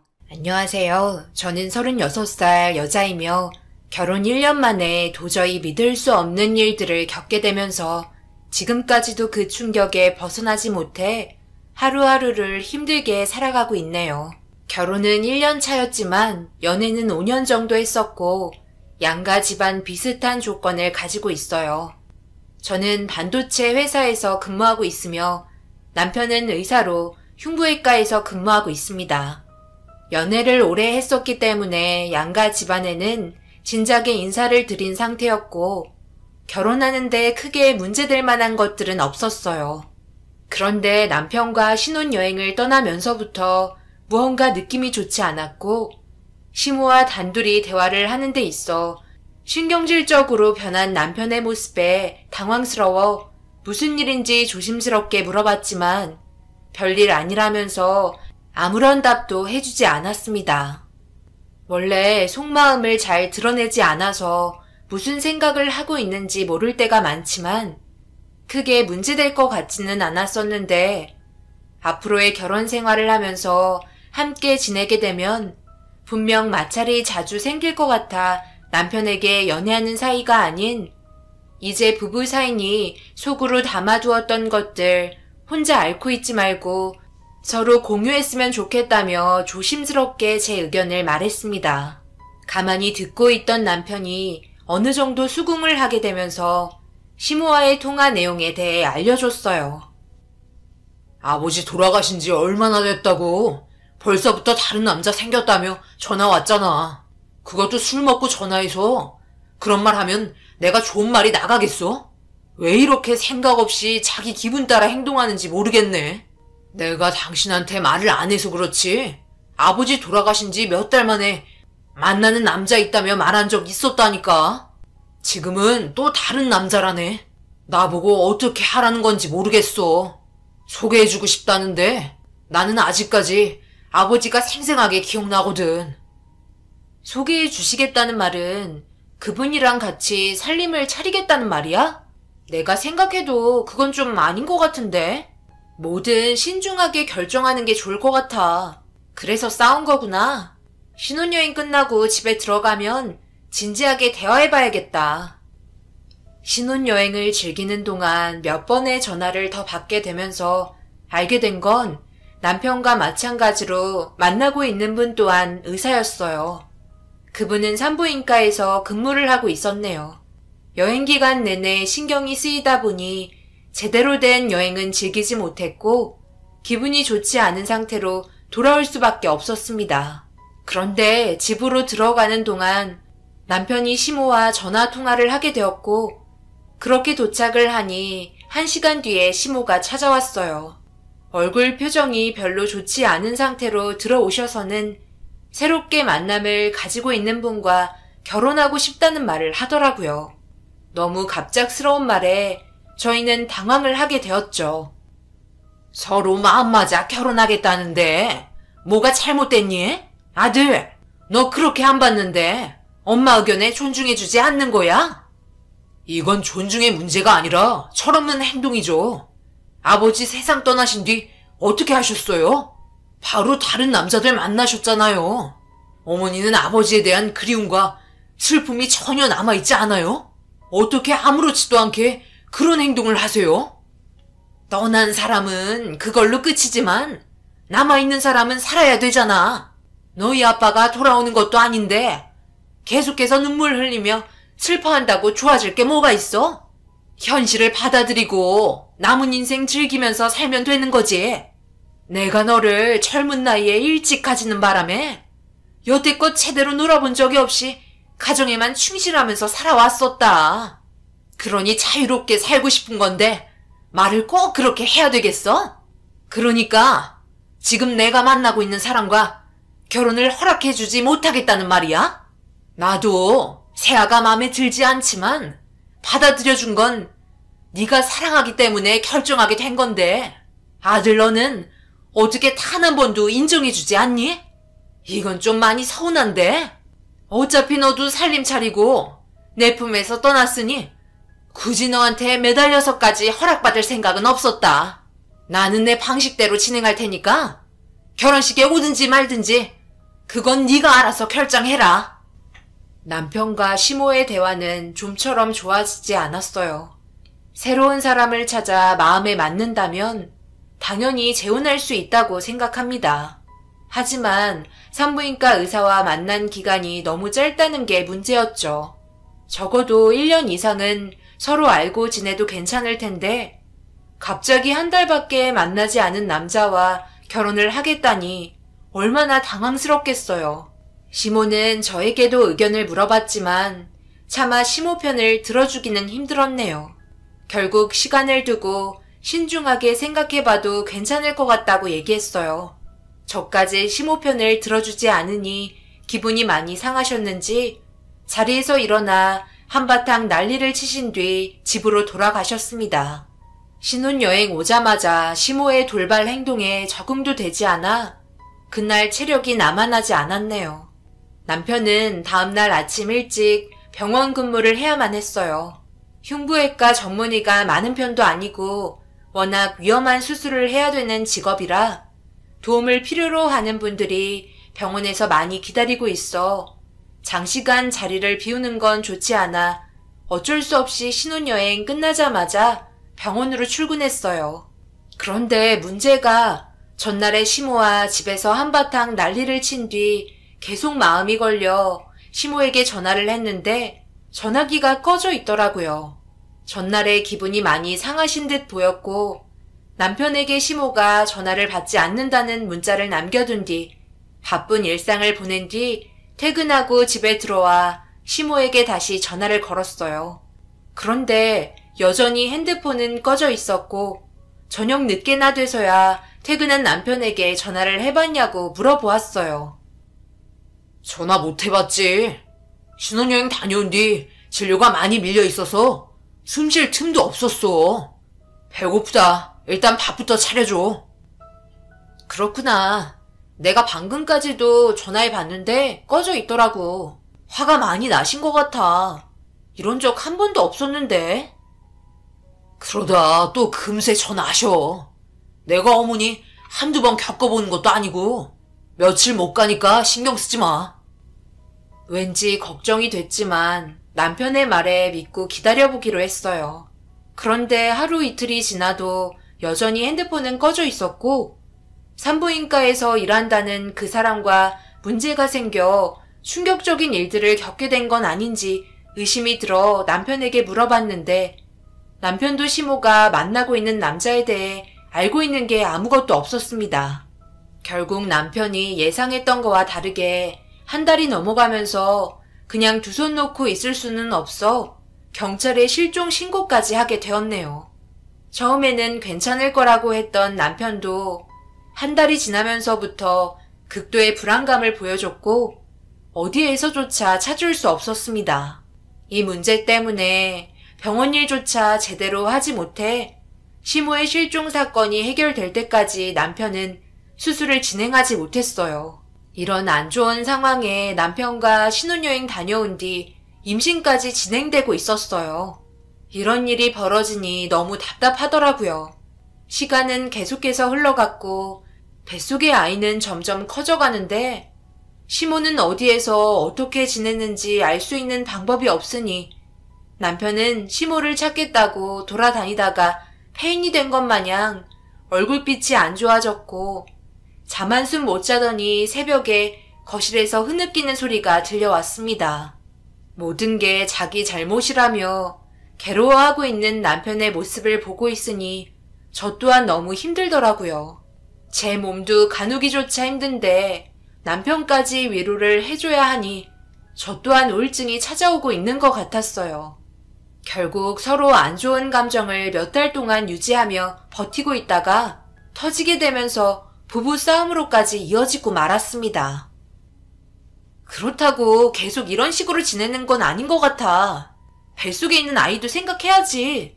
우리가 노력 안 한 거 아니잖아. 그래서 이제 포기하라는 거야? 내가 그때 그냥 두 사람의 관계 받아줬다면 이런 일도 없었겠지. 하지만 어디에서 무얼 하고 있는지 모르니까 자식으로서 힘들어서 그런 건데 이런 내 마음 이해 못 해주는 거야? 이해 못 해주는 게 아니라 지금 현실에 우리가 할 수 있는 건 아무것도 없다는 말이잖아. 경찰에 실종 신고도 했고 그동안 두 손 놓고 있었던 것도 아닌데 당신은 나와 아이는 신경조차 쓰지 않고 밖에서 어머님만 찾으러 다니고 있잖아. 여기가 잠만 자러 오는 곳이야? 언제까지 이럴 건데? 어머님 찾을 때까지 이런 식으로 생활할 거야? 제발 정신 좀 차려. 하지만 남편은 제가 하는 말을 전혀 들으려 하지 않았어요. 해결 방법은 무조건 어머님을 찾아야만 끝이 나는 상황이었습니다. 하지만 만삭이 되고 출산이 가까워졌음에도 시모는 끝까지 모습을 드러내지 않았어요. 결국 집에 머물러 있지도 않던 남편과의 갈등 속에 진통이 오면서 더욱더 심해지기 전에 택시 타고 산부인과를 찾았고 부모님께 출산 준비를 하고 있다며 도움을 요청했습니다. 혹시 몰라 출산 전에 시모에게 문자 한 통 남겼어요. 곧 있으면 손자가 태어나니 문자 확인하면 산부인과로 꼭 와달라는 말과 함께 남편이 많이 힘들어하고 있다는 것 또한 같이 적어 문자 보냈습니다. 그렇게 전화를 받지 않는 남편 없이 부모님을 의지한 채 출산을 하게 되었어요. 그런데 너무 장시간 진통을 겪어서 그런지 힘이 많이 빠진 상태라 출산 도중 더 이상 힘을 줄 수가 없어 아이가 나오지 못했고 산부인과 원장은 더 이상은 힘들 것 같다며 수술을 권했습니다.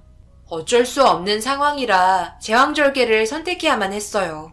남편이 곁에 없어 심적으로 더 많이 힘든 것 같았고 결국 수술 끝에 아이를 품에 안을 수 있었습니다.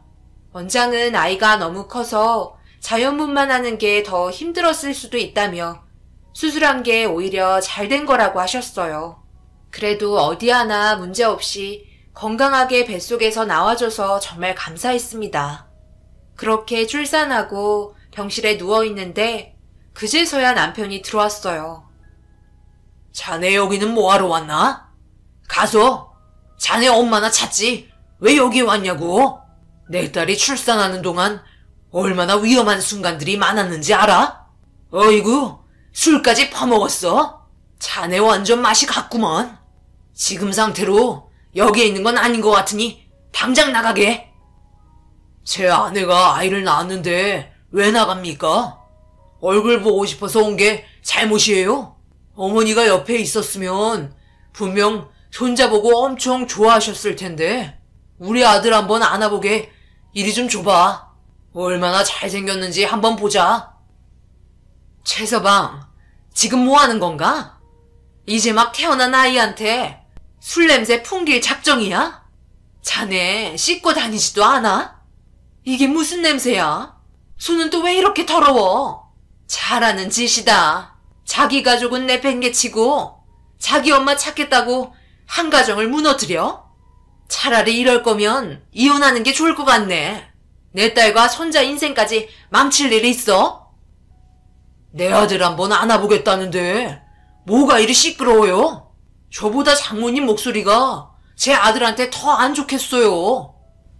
술에 취해 자기가 무슨 말을 하고 있는지 전혀 인지하지도 못하는 남편이 너무 한심스러웠어요.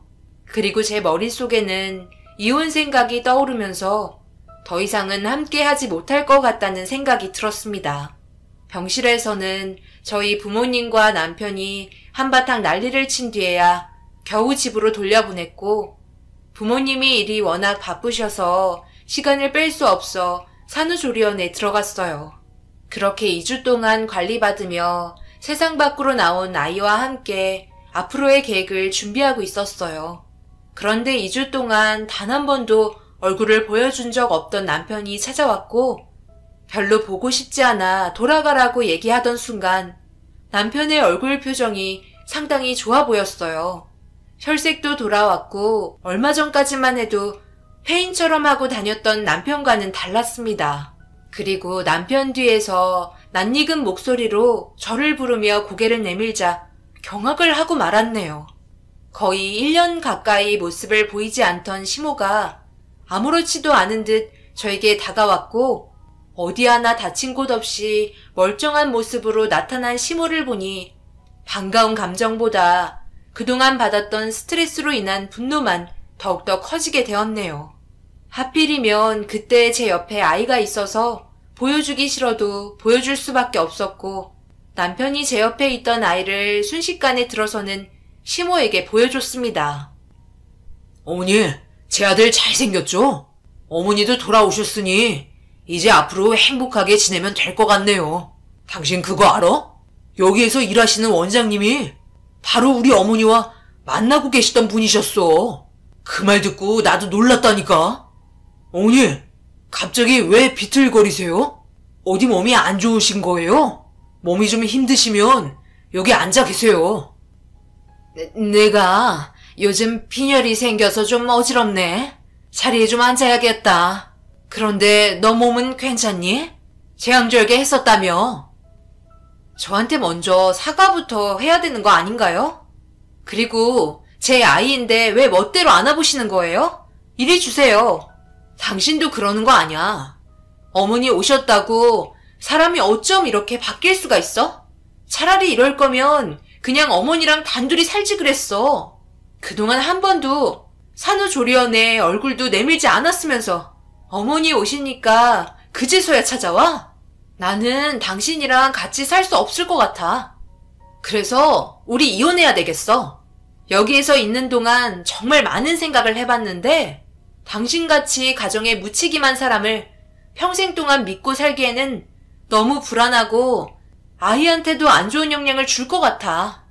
그러니 산후조리원에서 나가면 이혼 서류에 도장 찍을 준비하라고. 어머님과도 오늘로써 인연 끝낼게요. 이혼하자는 말이 나오자 남편은 당황했지만 시모가 갑자기 저를 보며 소리를 치더니 이혼만큼은 안 된다면서 화를 내셨습니다. 자기가 잘못한 건 인정하지만 이혼은 절대 반대라며 차라리 그럴 거면 자기가 또다시 사라지겠다는 어이없는 말들을 늘어놓고 있었어요. 그래서 사과부터 하라고 얘기하니 그제서야 마지못해 사과하시는데 그 모습을 보고 있으니 참 한심했습니다. 알고 보니 그동안 산부인과 원장이랑 살림까지 차리고 있었고 남편과 저에게 방해받고 싶지 않아 연락을 끊었던 거였습니다. 그동안 받았던 상처 때문인지 쉽게 용서가 되지 않아 더 이상 아무 말 하지 않고 시모의 품에 있던 아이를 뺏었어요. 남편은 그런 저의 행동이 마음에 들지 않았는지 화를 내려 했지만 이혼하겠다는 말에 살짝 꼬리를 내린 상태였네요. 그렇게 두 사람을 내쫓은 뒤에 엄마한테 전화를 걸어 방금 있었던 상황에 대해 설명하며 이혼까지 얘기했어요. 당연히 부모님은 제 편이기 때문에 제가 내린 결정에 대해 존중해 주셨습니다. 그렇게 다음날 퇴소를 하고 집으로 돌아왔어요. 남편은 병원에서 정상적인 근무를 했고 시모는 다시 예전처럼 좋은 관계를 유지하고 싶은지 매일 찾아와 옆에서 아이 돌보는데 도와주셨습니다. 자기 감정을 우선시 생각하는 바람에 저에게 많은 상처를 준 것 같다며 앞으로 정말 잘하겠다고 눈물까지 보이시는데 그런 모습을 매일 보니 이혼하겠다던 마음이 조금씩 누그러지게 되면서 예전처럼 정상적으로 돌아온 삶 때문에 그런지 다시 한번 생각해 보기로 결정을 했었어요. 집에 돌아온 남편도 집안 청소며 빨래 등등 자기가 할 수 있는 범위 내에서 도와주려고 정말 많이 노력했습니다. 아빠 없는 아이 만들기 싫다면서 앞으로 자기가 바뀌겠다고 노력하는 모습에 좀 더 지켜보기로 결정하게 되었네요.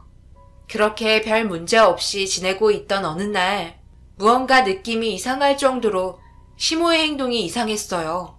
제 아이한테 너무 집착을 하는데 잠깐이라도 아이가 칭얼거리면 엄청 예민하게 반응하셨고 어느 순간부터 신경질적으로 변하셨어요. 내가 아이 옷은 쌓아두지 말고 바로바로 삶으라고 얘기했잖니. 집안도 항상 청결하게 유지하라니까. 이게 뭐야? 어머니, 저 항상 청결 유지하고요. 쌓아두는 게 아니라 침을 하도 흘려서 옷이 금방금방 젖다 보니 오늘 하루 나온 양이에요. 어머님이 잔소리 안 하셔도 제가 알아서 잘한다니까요. 요즘 들어 너무 심하신 것 같아요. 뭐가 심해? 우리 손자 잘 크길 바래서 잔소리하는 건데 그거 가지고 지금 나한테 짜증내는 거니? 오늘부터 내가 너희 집에서 지내려고 짐까지 전부 다 싸왔다. 너 회사 복귀해야 하잖아. 앞으로 시애미가 아기 파줄 테니까 너는 출근해라. 아직 출근 안 해도 되고요. 그런 건 제가 알아서 판단하고 결정해요. 지금은 제 아이 옆에 엄마가 있어야 한다고요. 시모는 매일 아침 일찍 오시더니 아이의 짐까지 싸가지고 오셔서는 작은 방에 짐을 푸셨어요. 너무 황당했죠. 한마디 상의 없이 독단적으로 결정해서 움직이시는 시모의 행동이 이해되지 않았습니다. 그때부터였어요. 시모는 단 한순간도 아이와 떨어지지 않았고 잠을 잘 때도 시모 옆에 눕히는데 누가 엄마인지 모를 정도로 행동하시는 모습이 좋지 않았습니다. 그리고 어느 순간부터 유축해놓은 모유가 줄지 않더라고요. 더 황당한 건 제 품에 안기는 것보다 시모의 품에 안기는 걸 좋아했고 가끔 화장실이나 쓰레기를 버리고 들어오면 저 몰래 젖을 물리고 있는 시모가 눈에 들어왔습니다. 들키기라도 하면 공갈 물리는 것보다 좋을 거라고 둘러대는데 불쾌해서 싫다고 하니 옛날에는 다 이렇게 키웠다며 제가 하는 말을 완전히 무시했어요. 결국 이 문제로 남편과 진지하게 대화를 이어나갔고 집안 싸움까지 이어졌네요. 하루 동안 내 아기를 품에 안아본 게 손에 꼽힐 정도로 아기를 안 주신다니까? 왜 이렇게 내 아이를 집착하는지 모르겠어. 손자가 얼마나 사랑스러우면 그러겠어. 당신한테는 좋은 거 아니야? 우리 어머니처럼 도와주시는 분도 없다고. 가끔가다 내가 잠시 자리를 비우면 어머님이 아이한테 젖을 물리고 있을 때도 있다니까? 싫다고 했는데도 말을 안 들으신다고. 나도 어렸을 적 그렇게 컸어. 별것도 아닌 거 가지고 왜 이렇게 예민한 거야? 이런 걸로 지금 싸우자는 건 아니겠지? 아이가 잘 크는 게 중요한 거지. 그런 것들로 감정 싸움하는 게 중요한 건 아니잖아. 어머니가 잘해주고 계신데 왜 그래? 남편과 대화 자체가 되지 않았고 무슨 말을 해도 시모의 편만 들었습니다. 너무 답답하고 화가 났어요. 아기가 다칠까봐 강제로 뺏지도 못하겠고 그렇다고 달라고 하면 건네주지도 않았습니다. 모유 먹이는 시간 외에는 무조건 데려가시려다 보니 더 이상은 안 되겠다 싶어 진지하게 말을 하던 도중 시모와 언성이 높아지면서 둘 다 아이를 신경 쓰지 못했는데 그 사이 아이가 손으로 얼굴을 긁었는지 얼굴에 손톱 자국이 났고 자지러지게 울면서 괴로워하는데 시모의 입에서 충격적인 말이 나왔어요. 우리 손자가 아닌 내 아들이라며 다급하게 약통을 찾는데 계속해서 내 아들, 불쌍한 내 아들 미안하다며 괴로워하는 표정을 보이셨습니다. 그때 너무 이상한 느낌을 받았고 시모의 행동이 이해되지 않았어요. 제가 울고 있던 아기를 안으려 했을 때 강하게 밀친 건 너무 큰 충격이었고 내 아들이라며 눈물까지 흘리는 모습이 어떻게 납득해야 될지 난감했어요.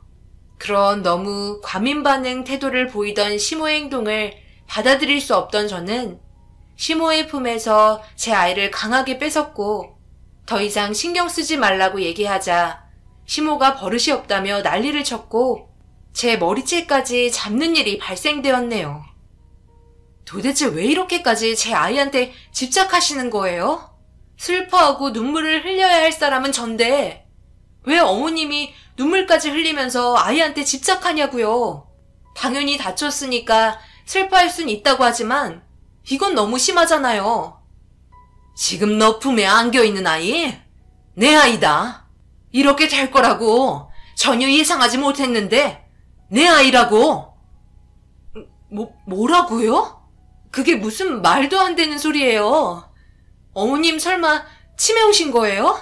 요즘 행동이 너무 이상하다 했는데 치매 온 거 맞죠?